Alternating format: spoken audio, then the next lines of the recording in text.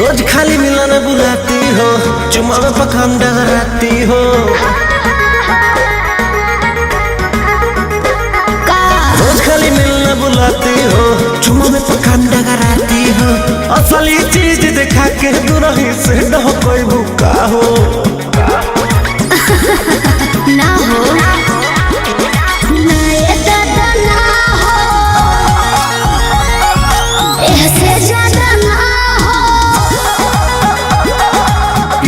करबू काम हो,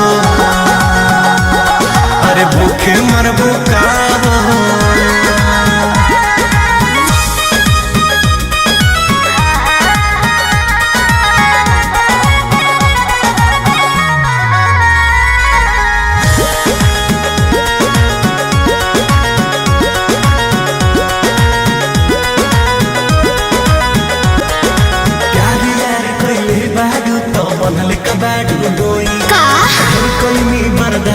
गोरी अब बर्दाश्त न होई, तनी ढेर लेखा बोलत का हो यार यार कइले बारू त बनले कबाड़ू डोई।